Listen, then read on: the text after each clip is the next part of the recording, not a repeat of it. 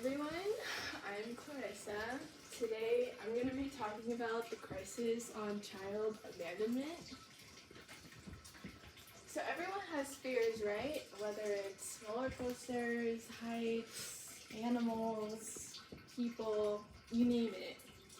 Think about the one thing that fears you the most, that makes you breathe uncontrollably and your heart's beating super fast and you're trying to escape.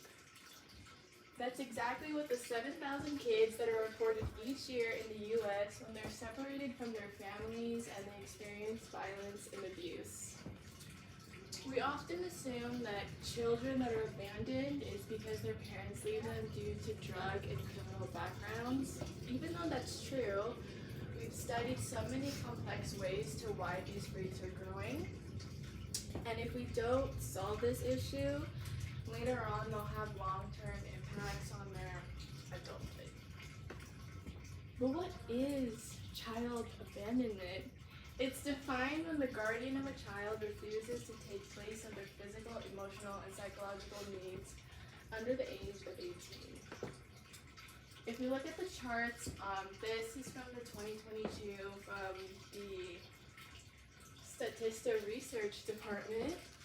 In the U.S., with the top states with the highest rates of child abandonment, and then if you look at the blue lines, every single year they're always increasing, so the number is always going up and they're never going down, which is what we're trying to do.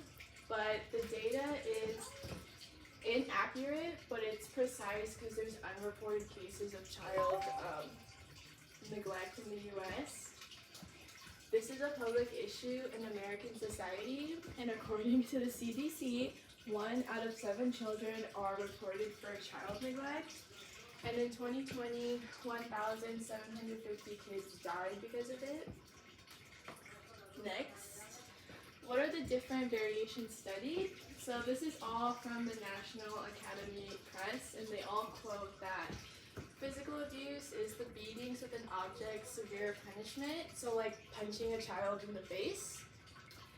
Next one is sexual abuse, which is defined as incest, sexual assault by a relative or stranger, so forcing someone to do sexual intercourse without their permission.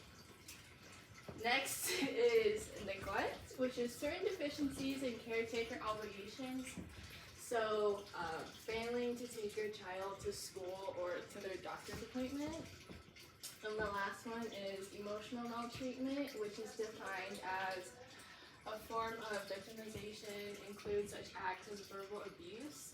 So, for example, like threatening a child if you don't do what the parent says. Next, realistically, how much will it cost?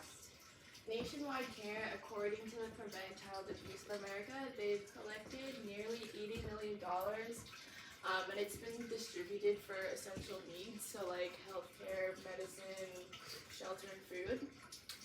Economic burden, the report made by the CDC and National Center for Injury Prevention Control estimated in 2018 that we need $428 billion for the cost of these victims, but realistically, the government can easily get $430 billion, but since there's other health issues, it's going to be difficult to divide their attention to other issues. Next, what will happen if we don't take action? We'll have internal and external impact. So externally, which is the law, and according to this law group, if a parent leaves their child after 3 months, they can get 3 to 5 years to prison, fines, or they can lose their parental rights, so they can't adopt or get a foster child, or potentially keep their child if they got someone pregnant. Internal impacts, according to the CDC, when they get older, they can get infections, they can get depression, anxiety, mental health issues. To expand that, they'll have low employment opportunities and educational disadvantages. So, there's 22,000 babies left in the hospital. Over 113,000 are eligible for adoption, while 700,000 people, minors, are homeless. So, what should you do? Really, there are victims out here that are fighting for their freedom and justice. Ask the people around you if they're okay, if they're comfortable. Are they safe at home? Are they getting food? Are they getting health care? Just anything. And also, advocate for more parental support to change the social deviance norms into positive parenting in order to provide for a healthy child development. Thank you.